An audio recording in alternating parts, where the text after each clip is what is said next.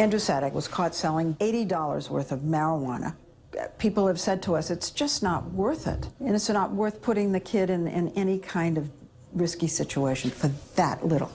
You know, a drug dealer is a drug dealer, whether you smell a big amount or a small amount, whether you do it once or if you do it 100 times. While it's still against the law, part of our duties as law enforcement is to get the drugs off the streets and to get the drug dealers off the streets. Last night, 60 Minutes did a two-part series about college students being used as confidential informants.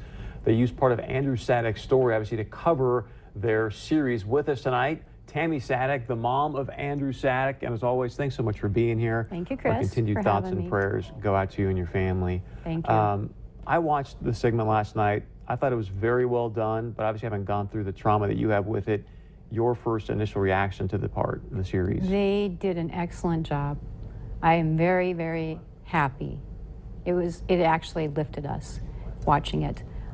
They covered all the sides and left it up to the public to form their own opinions, and I felt they did a great job. I'm super happy to hear that it lifted you and your husband up. I'm curious, what specifically really stood out to you from it? Their compassion, their humanizing of it all. Leslie Stahl is a wonderful lady. She gets it. And I know you're obviously trying to make some law changes, and we'll get to that in a moment. I want to first start with some of the things that took place in last night's segment. Jason Weber, obviously, who's the head of SEMCA now down in southeast North Dakota, he was part of the story, which I was very happy to hear that, because we've asked Mr. Weber here on 630 Point of View. At this point, he has declined. Hopefully that will change shortly. But my question to you is, and I'm going to quote him here, when they were talking about using college students as confidential informants, Leslie Stahl proposed to Jason Weber, hey, what are we doing here exactly? And Jason Weber said, and I quote, a drug dealer as a drug dealer, whether you sell a big amount or a small amount, whether you do it once or 100 times. Personally, for me, that was fairly jarring. Your response to that was what? Oh, I just wanted to reach through the screen and grab him. It's preposterous. It's possession of a small amount until you sell a joint to your buddy, for instance, and then you become a dealer. It's not where the drug dealer's standing on the corner with opening up his trench coat, you know, asking if you want to buy something. That's what I would consider a drug dealer. The other thing that stood out to me, and not a lot of people are talking about this, but in the interrogation process, if you will, or when Jason Weber's asking Andrew to be a confidential informant, Andrew specifically states, hey, I've only done anything with marijuana in the past as far as selling it. Then Jason Weber goes on to say, well, if you want to go out and sell maybe meth or heroin, we'll pay you rather than $100 for marijuana, $200 to go out and do deals. To me, those are two completely different classes of drugs, marijuana versus meth and heroin. This one seems to be much more dangerous, in my opinion. Obviously, I don't know. But your thoughts on what went on in that video, because not a lot of people are talking about that aspect of it. That's North Dakota, though. Marijuana has the same penalties as meth. And we need to change that, because they are obviously two different drugs. No one has ever died from overdosing on marijuana. I'm not saying, it's still illegal, but we need to incorporate some laws into the dividing up the drugs, for instance, and dividing up the amounts of drugs. But my point from a safety perspective, and again, well, help me out here, he pushed pushing him a kid into the meth and heroin world is right. And again, I don't know this. I'm going off, unfortunately, Breaking Bad, but those just seem like two completely different worlds to me. Yeah. And I don't believe marijuana is a gateway drug. I do not believe that. I was in college once, and I am not into drugs right now, and but it's pushing them in deeper and deeper, and he wanted him to do a deal that night as well. So obviously that video was their training and job application video.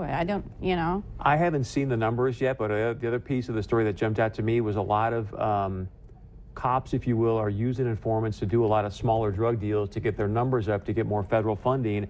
Do you have any proof that that could be happening here in North Dakota? Oh, I believe it's happening in North Dakota. But no Immensely. proof, but you think that's probably why they're using some of these smaller guys to Right, get to the... right, Okay. right. They're So, just pitting kids against kids down on that campus. speculation, but no proof. We No will proof, look into no. that. The other thing I want to get to I'm is obviously sorry. you're trying to change some laws about how confidential informers can and cannot be used.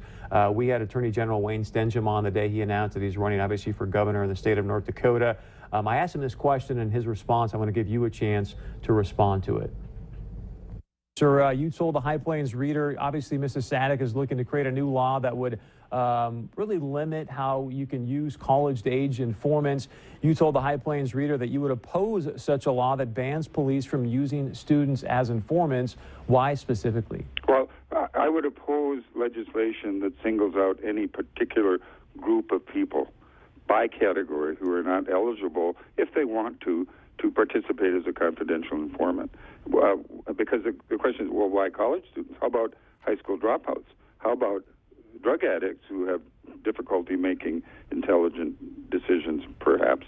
And so I think what makes much more sense is that you make sure, if there's any legislation that's necessary, that people who are making the decision that they have a right to make, that they may want to be a confidential informant, do so knowingly and intelligently, knowing what it is they're getting into.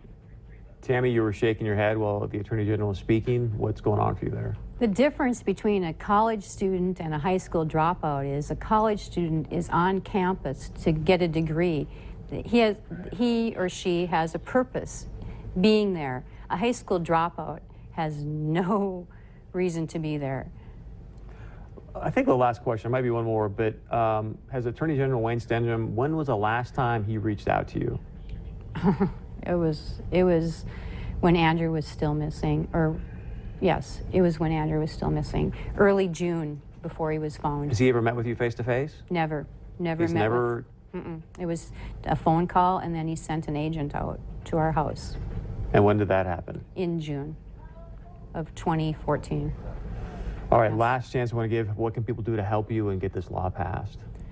Well, everybody has the right to vote, and if we have to vote for change if that's how it's going to be. And we're just follow the Justice for Andrew Facebook page, and Andrew Sadek actually, and I'll keep everybody posted there. What does it say to you that Attorney General Wayne Stensham has not met you face to face? It says that he doesn't care. Wow. All right, hopefully he will change that and do that. So would that make a difference if he did? It would if he, actually did something. All right. Tammy, again, thank you for the time. I appreciate it very, very much. Thank you, Chris. All right, stay with us. When we come back, we're going to get to your feedback. We'd love to know your thoughts about the situation. Hopefully you watched 60 Minutes last night. If you didn't, we're going to link the story to this interview later tonight and or tomorrow. Very easy to let us know. You can text us, email us. We'll be right back.